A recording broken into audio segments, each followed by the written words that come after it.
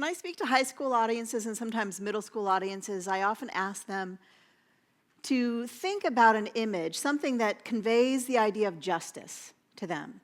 If you had to draw a picture that represented justice, what would it be? Some of the typical answers that come out of those conversations, the images that we hold of justice include the gavel, the scales of justice that indicate there's a weighting of what's right and wrong. Blind justice, justice is blind. We're all equal before the standards of right and wrong. In our culture and in our society, where does justice typically take place? It takes place in buildings, often with imposing facades. And it's dispensed by those that sit usually separate from the people that are there having decisions made about their lives, about what's right and what's wrong. It's dispensed by people who often wear funny clothes, although not necessarily that funny. And where do we turn for the source of our knowledge, of our understanding of what's right and wrong? We turn to books. We turn to examples of the law. We turn to examples from history of what's been decided to be right and wrong. And ultimately, where are those examples? What standards are those based on? Those principles come from our founding documents.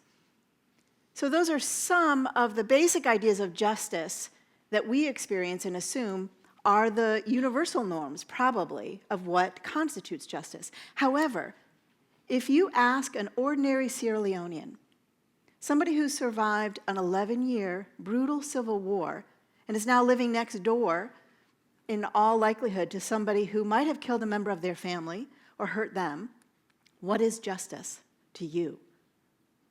You'll get a very different image. To ordinary Sierra Leoneans, when they've been asked, what is justice? This is an image of what they represent as justice. And if you look, let's just look at what this image says are some of the core beliefs and assumptions. Where does justice take place? It's not in imposing buildings, it's under a tree, in our community, in places that are local and accessible to all of us.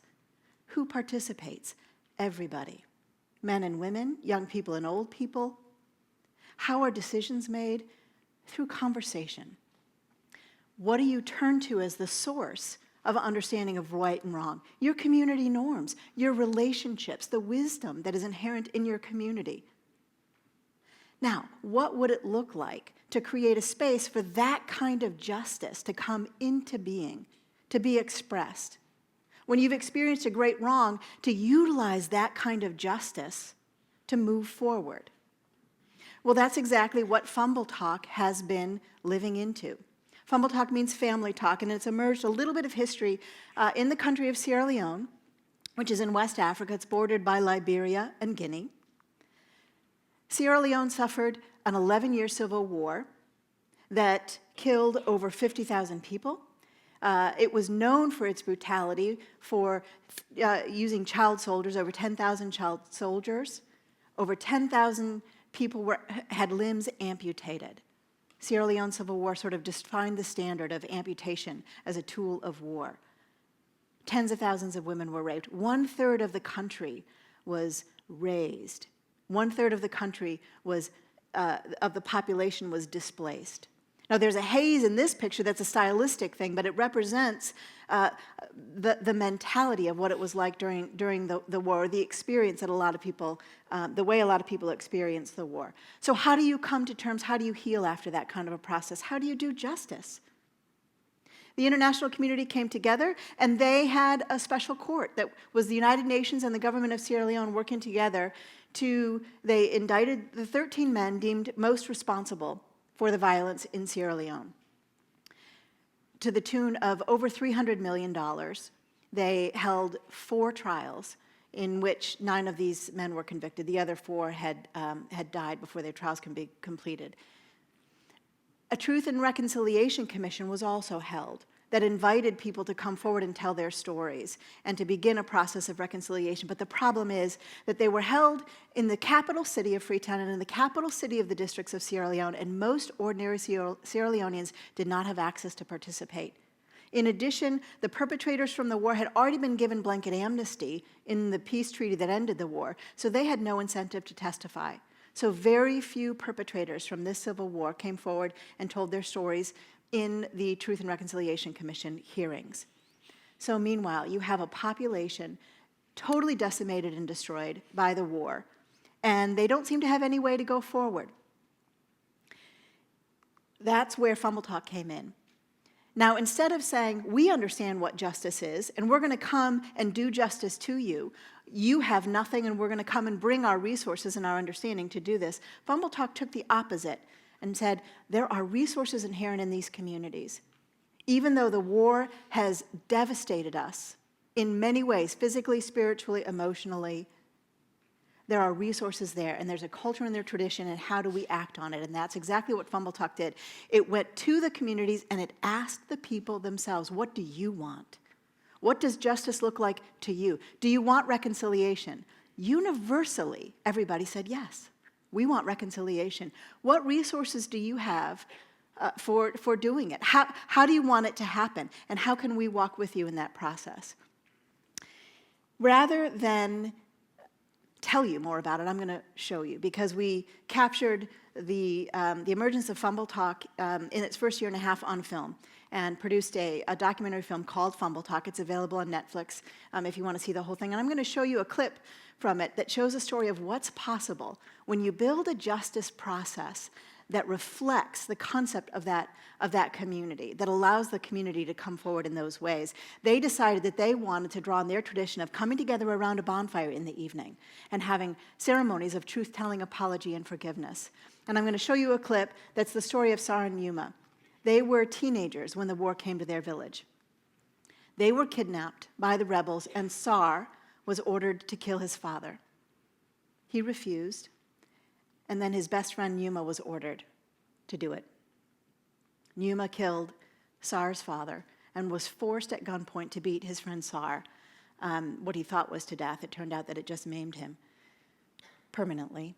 They hadn't spoken since the war ended until the Fumble Talk ceremony came to their community. And this is a clip from the film that shows their story and their ceremony from the Fumble Talk ceremony in their community.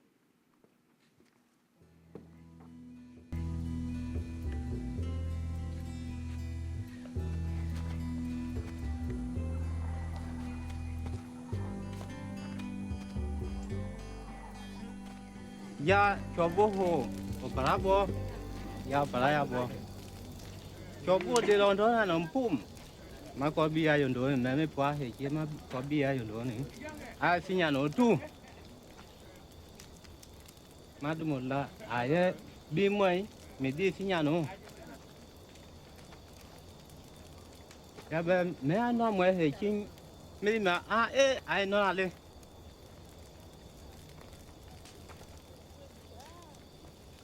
Mami, jangan pilih warung, do market do, mama do mundo, ame poho di mana no ali, ame bio pandio.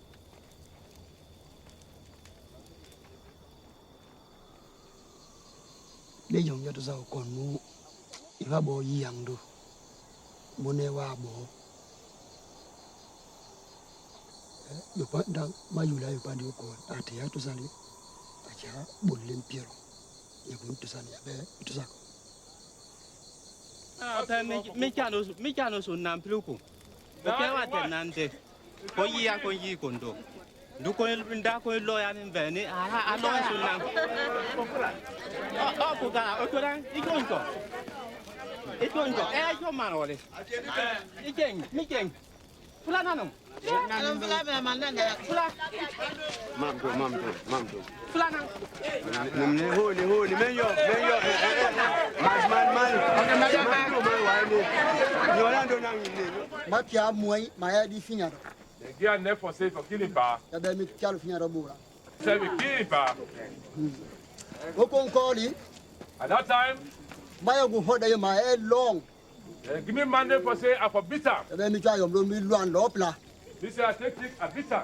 So o ya tsa kondo, What thing me say don't do, o jo he na nile, not to eat on your own, o mala kia. to make them hack for us. Am andu haki. Emando haki. Menda Henning How, Amungun Diomple, Yabakan. Truthfully, myself, I don't accept to forgive you. Fair, fair, fair, fair. Lion. Fair, fair, fair, fair. Fair, fair, fair, fair. Fair, fair, fair, fair. Fair, fair, fair, fair.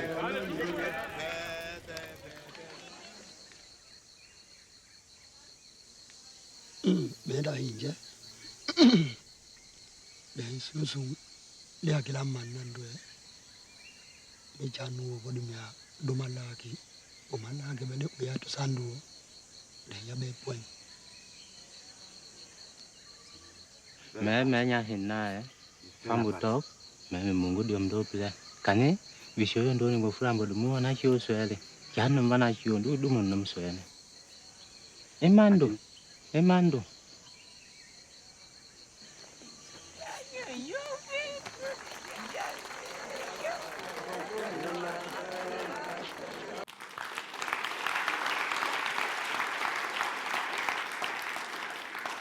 It's a compelling story. And their story is an example of how a community coming together can support the healing of individuals, and how individuals' healing can support the wholeness and the redevelopment of a community. It took 3 months to prepare that community to host its ceremony, because the idea was that the people themselves should be running it. And then Fumble Talk also includes a follow-up process that lasts for several months, if not several years, of activities that help to reknit the fabric of the community and make the space safe for individuals and support the individual healing of the members of that community. So it's a long-term process, and it's one that balances the power of whole community and the power of healed individuals and how they each support and reinforce and nourish each other. Now, what happened, what you saw with Saranyuba, that was one story from that bonfire, which is one bonfire in several that are going all across the country. As of now, at the end of the first 4 years of the program, there have been over 150 bonfire ceremonies in Sierra Leone. Over 2,700 people have testified to over 60,000 of their neighbors. What does this have to do with us? Is there a connection between what happened in Sierra Leone and our lives? Well, I gave a talk a couple years ago to a group of middle schoolers at the Philadelphia School, which is an independent day school in Philadelphia. I didn't think that much about it, but I found out that a couple weeks later they had been out on a field trip, things had gotten out of hand, and one student had ended up hitting another student. Instead of sending her off to the teacher, what they decided they would do is to sit together in a circle underneath a tree and talk it through, which they did, and they solved the issue. One little boy stood up and said, "Hey, we just had our own Fumble Talk." Well, this same class had been plagued all year long by dysfunction, disrespect of each other and of the teachers, bullying. So the next day, the teachers decided to start off their class by sitting everybody in a circle and having their own classroom Fumble Talk. 3.5 hours later, everyone had spoken, almost everyone had cried, and they described it as the most significant learning experience that they had all had, teachers and students alike. So what does this say? You know, research today is showing that we're wired for connection. There's something about being a part of a whole community, a community that's locally owned, where the ownership is in the people themselves, where it's sustained, and where there's an ethic of care and values of truth-telling, apology, and forgiveness that liberates so much capacity. If it liberates that much capacity, it has to be inherent in us, and it has to be something that we would want to figure out ways to build on, to support and encourage, to nurture in our own lives, individually and communally. And perhaps there isn't so much difference between a bonfire in Sierra Leone and a classroom circle in the United States. I look forward to the stories that emerge as you live these ideas forward in your own lives. Thank you.